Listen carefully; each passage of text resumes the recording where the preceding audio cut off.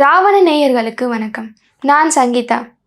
திருச்சி மாவட்டம் மணப்பாறை அருகே ஒரு ஊராட்சி ஒன்றிய தொடக்கப்பள்ளியில் பணிபுரியும் ஒரு ஆசிரியர் நல்லா குடிச்சிட்டு மது போதையில் வகுப்பறைக்கு வந்திருக்காங்க.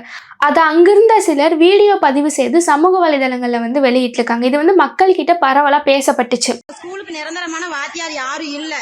எங்க ஸ்கூலோட வாத்தியாரோட நிலவரம் இதுதான். நீங்க நல்லா பாத்துக்கோங்க.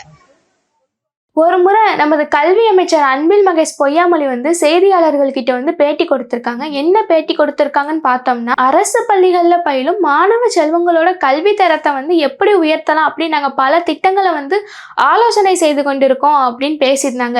எனக்கு என்னமோ இப்போ அரசு பள்ளிகளில் நடக்கும் சில விஷயங்களை பார்க்கும்போது அவங்க இன்னும் ஆலோசனை மட்டும்தான் செஞ்சுட்டு இருக்காங்க போல அப்படின்னு கேள்விக்குறி மக்கள்கிட்ட எழும்புது. கடந்த 2-3 வாரங்களுக்கு முன்பு அரசு பள்ளிகளில் கொடுக்கும் சாப்பாடு சரியில்லை, சுகாதாரமற்றதாக இருக்கு, எங்களால் சாப்பிடவே முடியலை அப்படின்னு அங்கிருந்த குழந்தைகள் தங்களோட கஷ்டத்தை வீடியோவா பதிவு செஞ்சு வெளியிட்டிருக்காங்க. கரூர் மாவட்டத்தில் அரசு உயர்நிலை பள்ளியில் படிக்கும் ஒரு 10ஆம் வகுப்பு மாணவனை அங்கு பணிபுரியும் ஒரு ஆங்கில ஆசிரியர் உன்னோட வாய்ஸ் கேர்ள்ஸ் வாய்ஸ் மாதிரி இருக்கு அப்படின்னு தவறுதலாக பேசுவது, தவறுதலாக தொடுவது அப்படின்னு எல்லை மீறி செயல்பட்டிருக்காரு. இதை எதிர்த்து அந்த பையன் தலைமை ஆசிரியர் கிட்ட, காவல்துறை கிட்ட எல்லாம் புகார் செஞ்சிருக்கான். எந்த ஒரு ஆக்ஷனுமே எடுக்காத காரணத்தினால இப்ப நேரடியா போய் மாவட்ட ஆட்சியர்கிட்டே போய் புகார் செஞ்சிருக்கான். இப்படி ஒழுங்கற்ற ஆசிரியர்கள், சுகாதாரமற்ற சாப்பாடு, பற்றாக்குறையான வகுப்பறைகள் அப்படின்னு அரசு பள்ளிகளில் படிக்கும் மாணவ மாணவிகளின் எதிர்காலத்துக்கு நமது தமிழக கல்வித்துறை என்ன பதில் சொல்ல போகுது அப்படின்னு மக்கள் பலர்